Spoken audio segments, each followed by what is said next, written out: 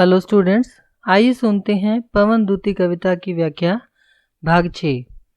बच्चों, पिछले वीडियो में आपने सुना कि जो राधा है उसने कृष्ण के बारे में पवन को बताया कि जब पवन महलों में पहुंचेगी तो वहां पर एक अलग सी आभा वाले सौंदर्य वाले कृष्ण मिलेंगे, जिनके नेत्रों से एक अलग तरह का प्रकाश निकल रहा होगा और वो जो लोगों से बातें कर रहे होंगे वो अमृत वचन बोल रहे होंगे। अब देखिए आगे वो उसकी पहचान बताती है। नीले कंजों सदृश्य उनके गात की श्यामलता है कि नीले कमल के फूलों के समान उनके चेहरे की, उनके शरीर की जो श्यामलता है। कृष्ण श्याम वर्ण के थे ना, इसलिए वो कह रही है कि कृष्ण के शरीर की श्यामलता नीले कमल के फूलों के समान है। पीला प्यारा वसन कटी में पहनते हैं फबीला, और अब वो अपने कमर में पीले रंग का वस्त्र पहनते हैं जो बहुत ही फबता है, मतलब सुंदर लगता है कि उनके शरीर पर बहुत ही सुंदर लगता है। छोटी काली अलक मुख की कांति को है बढ़ाती, और उनके छोटे छोटे जो काले बाल हैं वो उनके चेहरे की जो मतलब लटाएं हैं वो उनके चेहरे की कांति को और भी बढ़ा देती हैं। सद वस्त्रों में नवल तन की फूटती सी प्रभा है, और इस प्रकार से सुंदर वस्त्रों में नवल तन मतलब वो नवयुवक हैं, इसलिए उनके नवल शरीर की जो प्रभा है, जो आभा है, जो प्रकाश है वो फूटने लगता है, यानी सुंदर लगने लगता है। सांचे ढाला सकल वपु है दिव्य सौंदर्य वाला। वपु होता है शरीर, सकल मतलब सारा, कि उनका संपूर्ण शरीर ऐसा लगता है जैसे एक सांचे में ढला हुआ हो। जब हम किसी चीज़ को सांचे में ढालकर बनाते हैं तो उसकी जो आकार है वो ज़्यादा सुंदर बनता है ना। ऐसे ही कृष्ण का शरीर इतना सुंदर है कि ऐसा लगता है कि उनके शरीर को किसी सांचे में ढालकर बनाया गया हो, और वो दिव्य सौंदर्य से युक्त है। सत पुष्पों से सुरभि उसकी प्राण संपोषिका है, और उसके शरीर में जो सुगंध है ऐसा लगता है कि सुंदर पुष्पों की सुगंध उसके प्राणों को संपोषित कर रही है, यानी कृष्ण की जो सुगंध है वो सतपुष्पों के समान सुंदर है।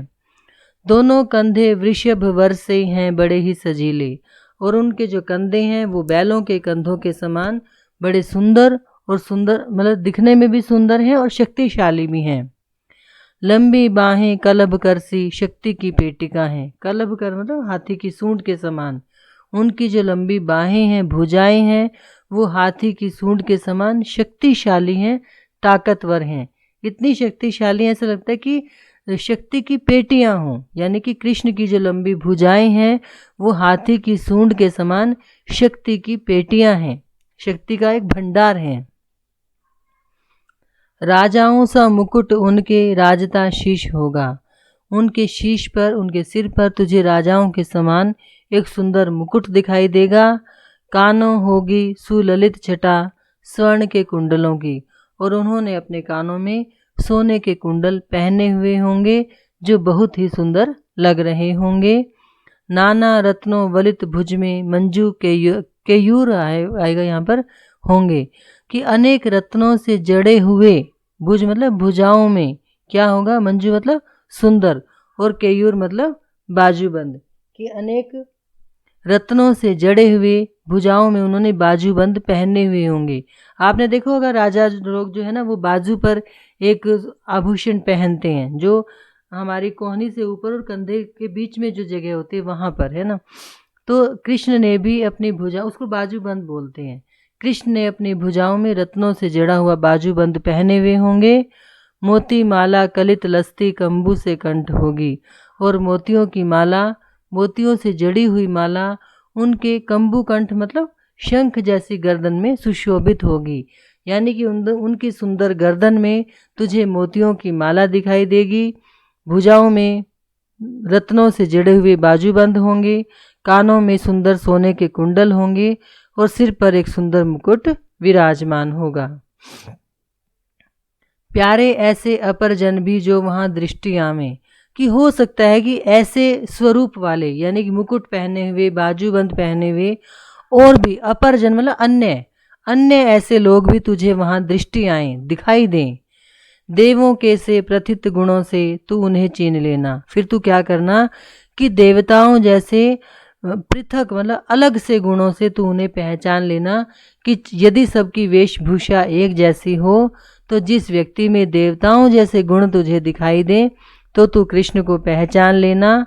वे हैं यद्यपि वय मतलब आयु में तेजशाली बड़े हैं, कि यद्यपि कृष्ण अभी छोटी आयु के हैं लेकिन वो बड़े तेजशाली हैं। तारों में है न छिप सकता कंतरा का निशा का, कि जिस प्रकार से तारों में छिप नहीं सकता कौन, कंत मतलब स्वामी, राका मतलब चंद्रमा और निशा मतलब रात्रि, कि रात्रि का स्वामी चंद्रमा जिस प्रकार से तारों में छिप नहीं सकता, वैसे ही देवताओं से गुण वाले जो कृष्ण हैं वो अन्य लोगों में भी छिप नहीं सकते। बैठे होंगे जिस स्थल वहाँ भव्यता भूरी होगी, कि जिस जगह पर कृष्ण बैठे होंगे वहाँ का जो दृश्य होगा वो भव्यता से भरपूर होगा। सारे प्राणी वदन लखते प्यार के साथ होंगे, लगते नहीं यहाँ लखते आएगा, कि सारे के सारे जो लोग उसके आसपास बैठे होंगे वो उसी के चेहरे को प्यार से देख रहे होंगे। यानी कि एक व्यक्ति तो ऐसा होगा जो देवताओं के गुणों से युक्त होगा और आसपास बैठे हुए जो लोग होंगे वो सब लोग उसी की ओर देख रहे होंगे। तो तू पहचान लेना कि कृष्ण कौन से हैं।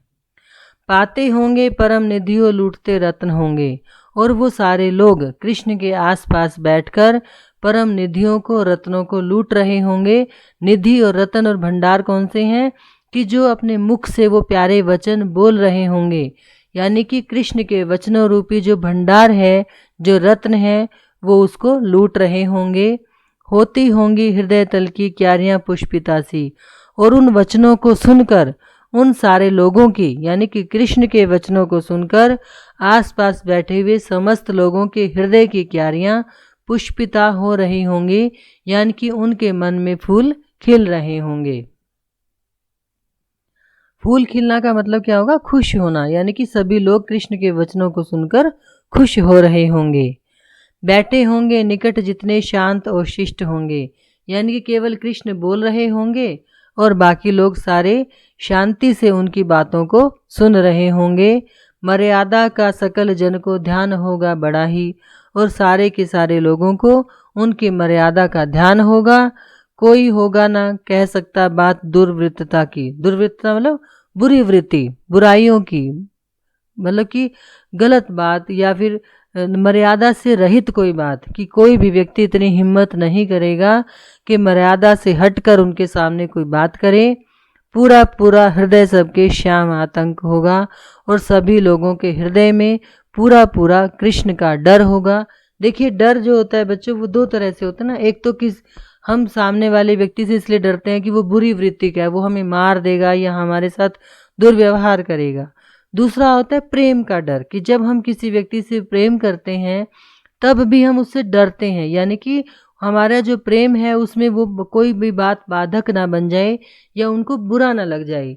तो कृष्ण के आसपास जो लोग हैं वो उनसे क्यों डरते हैं, क्योंकि वो उनके प्रति प्रेम रखते हैं, श्रद्धा रखते हैं, और इसलिए सभी लोग शिष्टाचार से शांति के साथ उनके साथ बैठते हैं, उनकी बातों को ध्यान से सुनते हैं और मर्यादाओं का ध्यान रखते हैं, और कोई भी व्यक्ति किसी प्रकार की ऐसी बात नहीं करता जिससे कि कृष्ण के मन को बुरा लग जाए, और सबके हृदय में कृष्ण के प्रति डर या ये कह लीजिए कि उनके प्रति एक अलग सा प्रेम भाव है।